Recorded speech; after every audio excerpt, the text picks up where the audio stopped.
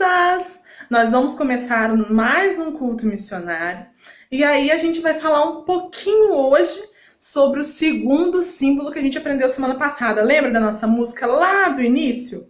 Que eu amo, eu multiplico, oro e reparto. A gente já falou sobre o amor na semana passada quando a gente contou a história de Mardoqueu e Esther. Essa história de hoje, a gente vai falar um pouquinho sobre multiplicar. Como que uma das personagens da Bíblia multiplicou. Mas antes eu queria ensinar uma musiquinha, lembrar para quem já conhece. Ela é bem pequenininha e a gente vai cantar a primeira parte dela, olha. O nome dela é Posso Ser um Missionáriozinho. Então, olha, quem não sabe, presta atenção na tia e depois vai aprendendo, tá bom? Posso ser um missionáriozinho pra falar de Cristo aos companheirinhos. Posso trabalhar em minha terra, manda-me, pois, Senhor. Fácil, né? Essa música fala que eu posso ser um missionário, mesmo sendo pequenininho, pequenininha, mesmo sendo criança, eu posso ser um missionário.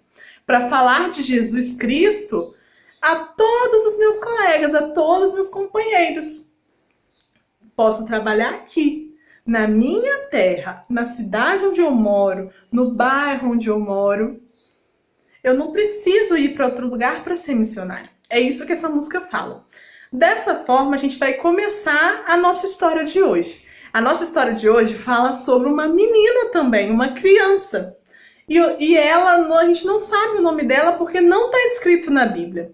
Mas a história é muito interessante. Essa história está lá na Bíblia, no segundo livro de Reis. É uma história que é pequenininha. Então dá para você ler com o papai e com a mamãe aí em casa, pede eles para abrirem a Bíblia e lerem para você. Existia um reino, esse reino era o reino da Síria. Era, como a gente viu semana passada, era um reino onde parte do povo de Deus estava. Então alguns foram levados como escravos porque eram no cativeiro. Esse povo da Síria estava dominando o povo de Israel. E nesse contexto, eles não adoravam a Deus. E o povo da Síria adorava um outro Deus que eles imaginavam que era Deus, era o Deus Rimon. Eles não adoravam o Deus verdadeiro como a gente adora. Então eles adoravam a esse Deus, então tudo que eles iam pedir, as preces, as orações que eles faziam para esse outro Deus que eles imaginavam, que eles criavam figuras para ele, esse Deus que eles adoravam. Aí tinha um grande general lá, uma pessoa importante do exército, e o nome desse homem era Naamã. Naamã, ele era um homem muito importante, ele era ligado ao rei, ligado aos assuntos do governo da Síria. Só que ele tinha uma doença muito grave. A doença dele era muito grave, que dava muitas feridas na pele dele, muitos machucados feios. Sabe quando a gente rala o joelho, que fica aquele monte de casquinha e depois sai aquela coisa feia? Pois é, a pele dele era cheia de feridas, assim como o nosso joelho quando a gente rala, quando a gente machuca algum outro lugar, quando a gente corta o dedinho do pé jogando bola. A ferida dele era no corpo todo. Então era uma doença muito grave. Essa doença existe ainda até hoje em alguns lugares. O nome da doença é lepra. As pessoas não podem encostar, porque se você encostar, se você chegar perto, essa doença podia ser transmitida para você também. Você também podia ficar com isso na pele. Então, era uma pessoa muito importante, mas que tinha uma doença muito grave e que tinha uma série de cuidados que tinham que ser tomados. Ele tinha que tomar muito cuidado. tinha uma menina que era escrava na casa dele, ela era uma empregada forçada. Ela não tinha os seus pais tomando conta dela, ela era do povo de Israel, ela era do povo de Deus e foi levada para a casa desse homem para trabalhar lá. Uma criança que foi trabalhar. É uma situação triste, né? Ainda bem que a gente pode brincar, que a gente pode estudar, que a gente pode estar junto com a nossa família. Essa menina, a gente não sabe nem o nome, a Bíblia não fala o nome dela. Mas essa menina, ela estava lá desde nova, trabalhando na casa de Naamã. Só que aí ela dentro da casa dela, mesmo passando por isso de estar sendo uma empregada forçada num lugar, ela ainda assim, ela queria compartilhar o amor de Deus.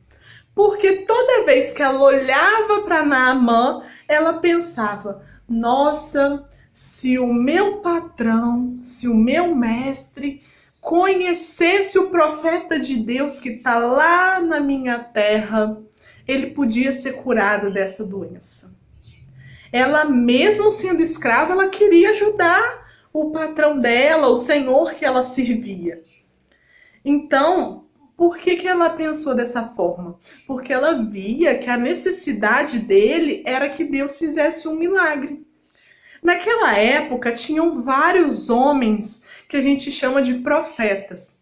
Esses profetas, eles recebiam a mensagem de Deus, Deus falava com eles, e aí eles falavam com as outras pessoas o que Deus tinha feito. E acabava que de vez em quando eles também faziam milagres, de acordo com o que Deus orientava. O profeta daquela época era o profeta Eliseu.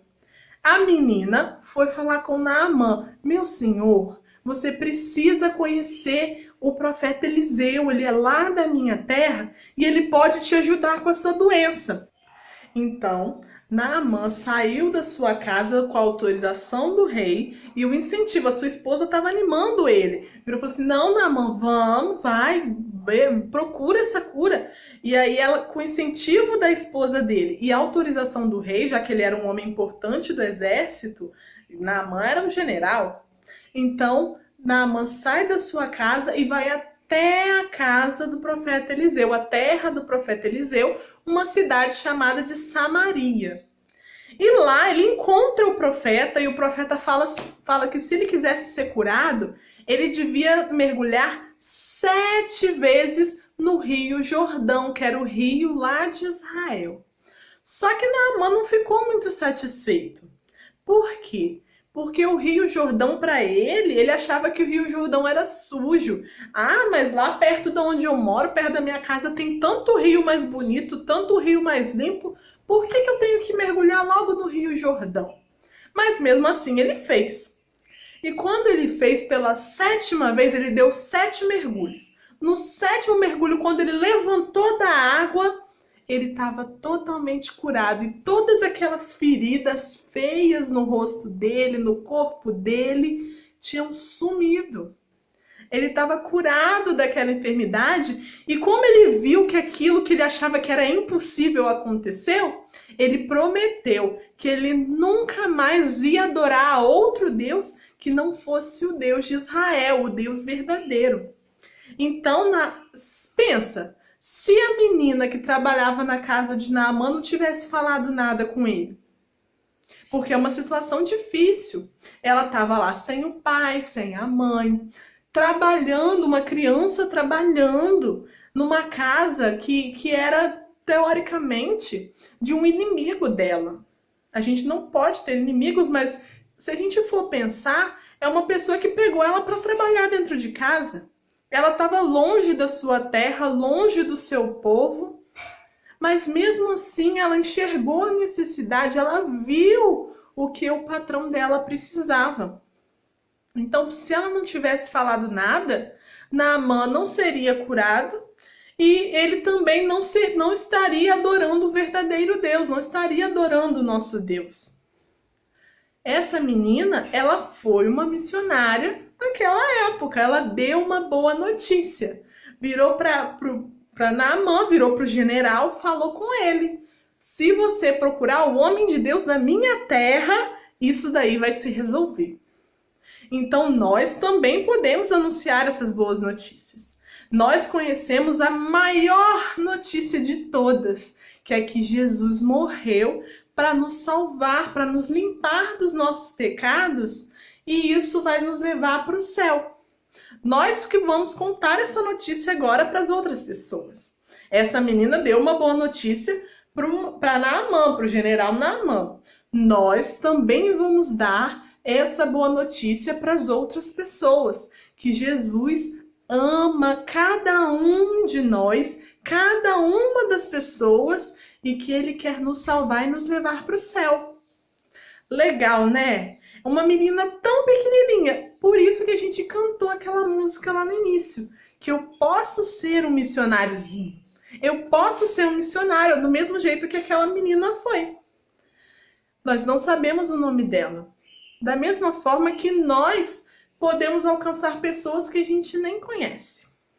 Mas a gente pode continuar anunciando o amor de Deus para elas, falando de Deus para elas.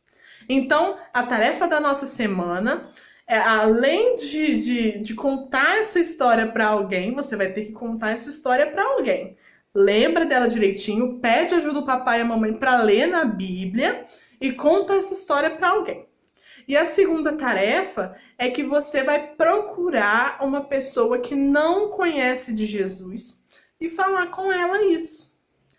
Mesmo que seja pelo celular, mesmo que seja uma mensagem, uma ligação, pede ajuda do papai e da mamãe. Você vai continuar multiplicando o amor de Deus. Lembra? Eu amo, multiplico, oro e reparto. Deus nos abençoe e até o próximo culto missionário.